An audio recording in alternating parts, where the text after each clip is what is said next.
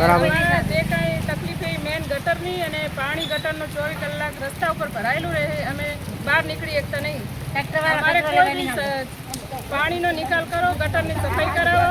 પાણી વરસાદ વગર ગટરનું પાણી રસ્તા ઉપર જ હોય 24 કલાક. અમારે કચરો લેવા કે કોઈ બી જાતની અમને સુવિધા હાલવામાં આવતી નથી. કોઈ નગરપાલિકાના માણસો આવતા નથી. અમારા વોર્ડના વિસ્તારના કોઈ પણ માણસ અમને પૂછવાય નહીં આવતા અને અમારી કોઈ પણ રજૂઆત કરવા છતાં અમારું કામ કરવામાં આવતું નહીં. બોલો. હા. અને આ સાફ કરવા કોઈ જ્યારે અહીંયા વોટ લેવો ત્યારે બધા કે અમને વોટ હાલે, તમારે સફાઈ કરી દેશે, નામ કરી દેશે. અત્યારે કોઈ લમડો વાંચતું નહીં. અમારે છોકરા કયા બધું માદક પીવા થાય મચ્છર અને અમારે શું કરવાનું હવે? નગર પંચાયત વાળાને ભાજપની હાય હાય હાય આખો હે ને એટલે બોલો.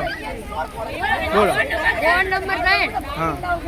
અમારે ગટર પૂરી ભરેલી છે, કોઈ કાઢવા આપતું નહીં. રસ્તામાં ગુડા પાણી ભરાય. અમારે હેડવું છે, કોઈ વાતની સુવિધા નહીં. અમારે કચરો લેવા ટ્રેક્ટર વાળા કોઈ પૂછતા નહીં હોય છે, હેડે પણ બોલતા નહીં. અને હોય કોઈ માણસો મેળવો કે નહીં મેળતા? તમે દુકાનના ઓટલા બોટલા તોડીને ગટર સાફ કરાવો, બસ ટેકરા કરી મેળવે. જેસીબી લાવીને ગટર ઓટલા બોટલા તોડાવી દુકાનના ગટર સાફ કરો. અમારે હેડવું કેવી રીતે? મારું નામ સુરતભાઈ અમરભાઈ ધાંચી, બરોબર. પટણી ગેટથી મીરા ગેટ સુધી સામાન્ય વરસાદ પડો છે હજી 1-1.5 ઇંચ. એમાં આ સ્થિતિ છે, વસ્તીના સાધનો બંધ થઈ ગયા છે, હોન્ડાઓ બંધ થઈ ગયા છે, અંદર ખાડાઓ છે રોડમાં, બરાબર. વારંવાર રજૂઆત કરીએ છીએ નગરપાલિકાને, કોઈ ધ્યાન લેતું નહીં, બરાબર.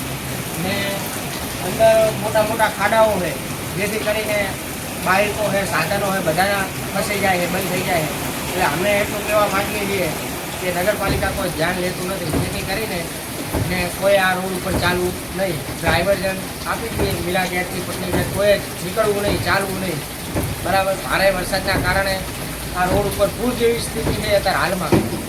જોઈ લો તમે, પૂર જેવી સ્થિતિ છે.